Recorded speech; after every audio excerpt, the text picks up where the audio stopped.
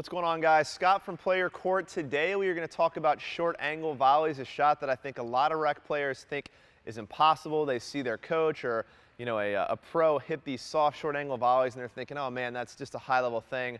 I can never do that. Good news, you can, and it's actually easy. There's only two things you really need to understand to master a touch short angle volley. The first is just the concept and understanding that whatever direction your strings point is the direction the ball is going to move. So I know a lot of us are trying to hit over here, but we're volleying here. And remember, wherever your strings point is where the ball is going to go. So you've got to really commit, if you want that sharp short angle volley, to letting that racket travel directly in front of your nose to create that angle of your strings that creates that sharp angle volley. All right? So that's number one. Understand wherever your strings point, that's where the ball is going to go.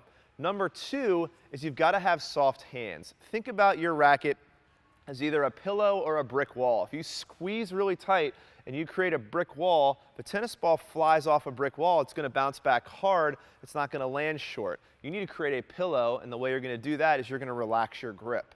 So two very simple concepts here. Wherever your strings point is where the ball is going to go.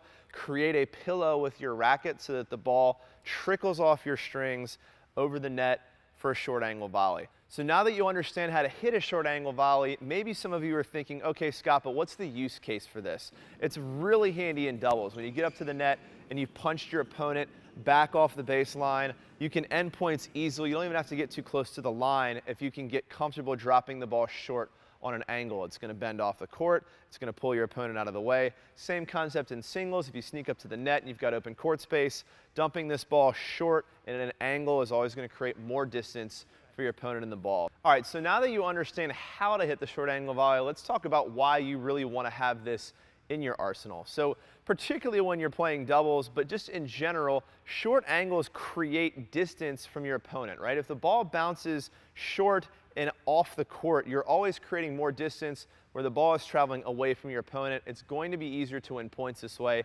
especially in doubles. We talk a lot about what we call a 1-2 punch, where we're keeping our opponents deep on the baseline.